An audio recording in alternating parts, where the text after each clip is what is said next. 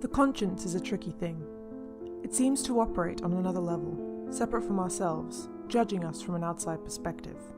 It weighs on us. It tells us when we've done something wrong. Our conscience lets us know when we're not performing at our best. But sometimes it can eat us up, and we become consumed with what is right, or at least what we perceive to be right. This episode, I have a somewhat disturbing case for you. A case that has fallen under the radar of much of the public.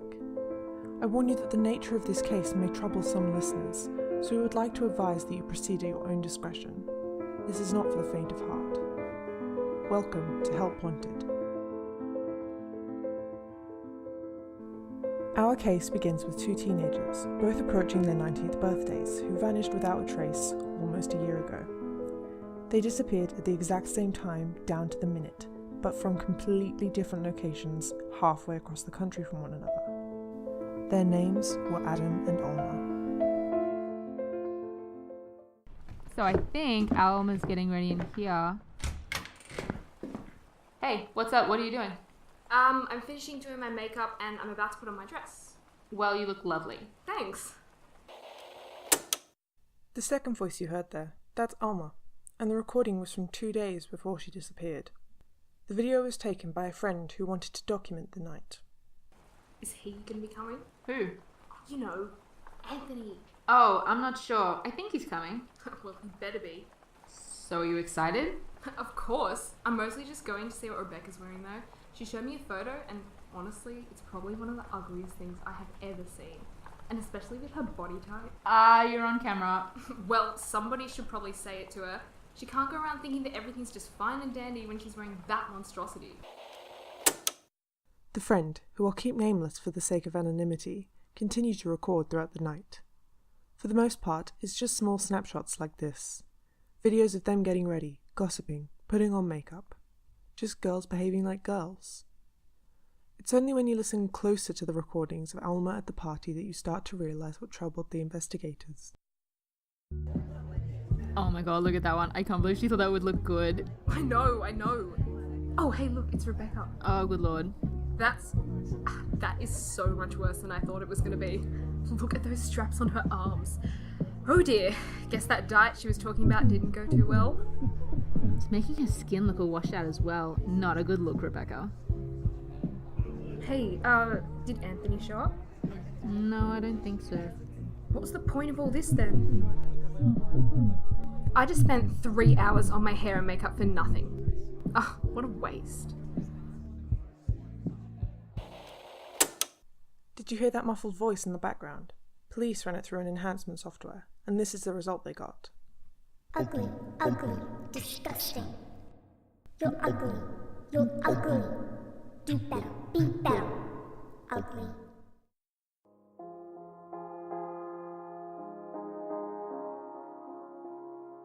Police talked to everyone at the party, and nobody could identify the voice. The girl who took the videos doesn't recall anyone saying those things while she was filming. She doesn't even remember anything particularly odd. Stranger still is what different investigators across the country recovered from a similar case which occurred at the exact same time. This is the case of Adam's disappearance.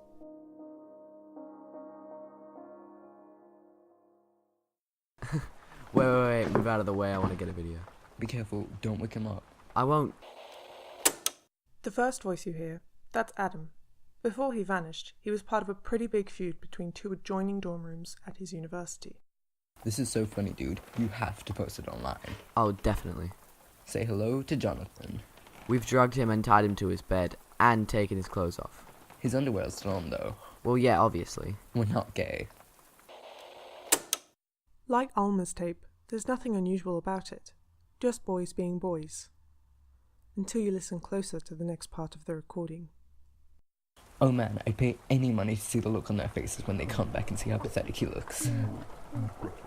We should get out of here before he wakes up. You're right. But, this has been our retaliation strike. Your move, room 14. Sleep tight. Sound familiar? This is what made police start to get suspicious. They ran the muffled sounds through the same audio enhancement software, and, well, listen for yourselves. Weak, pathetic, Do more, do better. You're weak. Pathetic. Pathetic. The boy who was with Adam at that time doesn't recall hearing any kind of voice or weird noise in the room with them. I've spent the past few months going over all the police records, listening to and watching any evidence that they recovered, hoping that I might find some connection between the two of them. But in my search for answers, all I found was more questions. The more of the tapes that I listened to, the more of the videos that I watched, the more I started to notice the same muffled voice. The first documented appearance dates back to about a year before they went missing, although this time, only Alma has a record of it.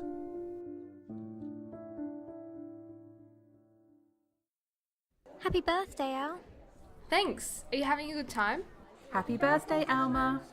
Thanks, Mum. 18. You're a woman now, sweetheart.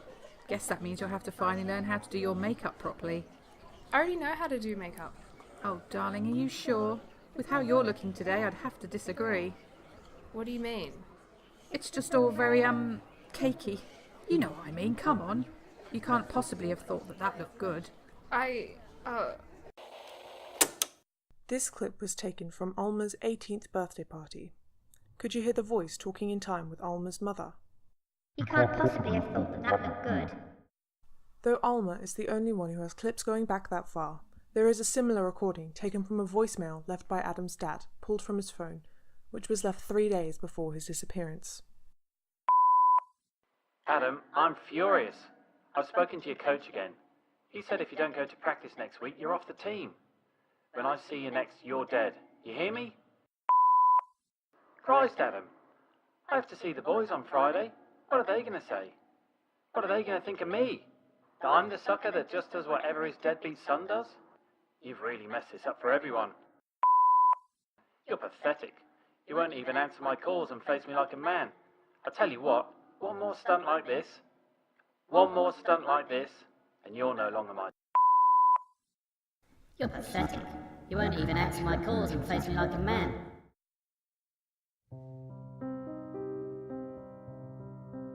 The voice appears like this continuously and consistently throughout most of the video and audio evidence from either kid. And every time, witnesses who were there when the videos were taken swear that they never heard the voice in real life. Every time, Adam and Alma appeared to be unaware of the mysterious person talking to them. Or rather, nearly every time. Alma was an art student and had been given an assignment to create a photography project about how girls feel about their bodies. She was told to keep a video diary that was meant to be her own discussion of how she was progressing with the assignment. This recording was made 4 days before she went missing, 3 days before the party. The first photo I have is of my friend. I'm not sure if I'm totally happy with it. I tried to catch her off guard, like a candid shot, you know, but she doesn't look good. Ugly. Ugly. Disgusting. Hello? Is someone there? Anyway, yeah, I was trying to show how much she loves to take care of herself, you know? Like her skin, her hair, but really what stands out most in the photo is her thighs. They look so flabby from this angle. And she's barely wearing any makeup here. Look at the bags under her eyes. They take up half the frame. The other photos aren't really much better. I have this photo of Rebecca and the shirt she was wearing that day was way too small. I should have warned her, I guess. And she could have put a bit more effort in. She knew I was going to be taking photos of her that day, but her hair is all over the place and her cheeks look so puffy. You're so ugly. You're worthless. So ugly. Sorry. I keep hearing something, but must be the wind. I have a photo of myself too, and I guess I can't really complain about the other girls, because look at this, I have at least 3 chins. My makeup does not match my outfit, which, by the way, accentuates my rolls rather than my curves. It's a mess. I'm not happy with it at all. I want to retake all the photos and start completely from scratch. So, I guess that's where I'm at. I'll make another update next week. Disgusting. Ugly. Who's that? Alma recorded all of the videos for her process log in her room, and police were unable to recover any evidence that anyone unexpected was with her in the days leading up to her disappearance. What's more perplexing is this complimentary clip found on Adam's friend's phone taken 4 days before he disappeared, at the same time as Alma's video log. Hey, how'd you feel that game went? I think I smashed it, bro. You sure about that? Don't be a dick. You'll never be good enough. You're not tough enough. You will. What did you call me? What? Nothing. I was joking. He thinks you're weak. He thinks you're a girl. Say that again. Hey, I didn't say anything. Oi, get off me, get off. The boy that Adam was with had said that their coach had had to physically pull Adam off of him, that Adam just went crazy for no reason. When he listened back to the tape, he claimed he had no knowledge or recollection of anyone saying those things to either of them after the game. These 2 clips are the first time that anyone has acknowledged the voice, yet there is no evidence that anyone was actually there. The only other time this happens is on the night that the 2 of them disappeared. Hi Rebecca, only me. Just feeling a bit lonely tonight and haven't heard from you in a while. I've called all of the others and no one's called me back, so please call me back, okay? Look, I know I messed up. I made a mistake. A big one. It wasn't anything to do with you, it was... I wanted to meet Anthony that night, but he didn't show up and I was upset and lonely and... I felt like I'd gotten all dressed up for nothing, which took me ages, and then Derek started complimenting me. I heard you're still together with Derek. How can you blame me and not him? He's equally as guilty as I am. It was a 2-person job. I'm just... sorry. Please call me back. I know you're still angry at me, and I get it, but please, you have to pick up. There's someone in this room with me, no one else is answering, and you just... please pick up. I'm in trouble. This really isn't a joke, I promise. I need you to pick up. They won't go away, and I have no idea who they are. Oh shit! Oh shit! Pick up! Pick up, I need you! Oh god, get away from me! Leave me alone! Leave me alone! Who are you? What are you? What are you? What are you? Let me go! Go away! You think you're better than them? You're not. You're nothing. Let me out!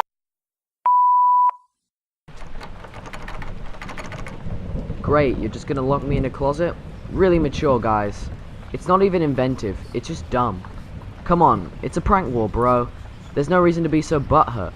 It's not my fault Jonathan can't take a joke. Is anyone even there? Hello? Hold on, there's a little keyhole. I'm gonna look through it. Hey, is that a camera? Oh, classy, you're just gonna shut me in here, turn on a camera and walk away? This isn't even a prank. Guys? Jonathan, was that you? Guys, I think there's someone in here with me. Can you just... Who's there? You scared? You scared? Sissy. Come on, guys, there's definitely something in here. Let me out! How does it feel now, sissy? How does it feel to be the weak one, at the mercy of others? What are you? What are you doing? Let me go!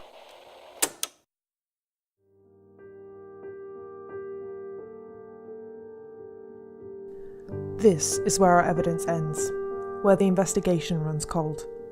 Police were unable to find any evidence to suggest that anyone was in the room with either Adam or Alma. Everyone involved denies any knowledge of the voices on the tapes. Which begs the question, who was it? Was it someone they knew? Just some kid playing an elaborate prank? Or was it something darker? Something unknown? The voice of the conscience, perhaps, judging them for their wrongdoings. It's obvious that Adam and Alma were not perfect by any stretch of the imagination. But then again, who is? Police were unable to take the investigation any further, and a year on, the families still have not received any answers, let alone justice. So I turn to you, the public. If you have any information about the whereabouts of Adam or Alma, or what may have happened to them in the preceding days, or who the voice on the tapes was, please contact us. You are our last chance to right this wrong.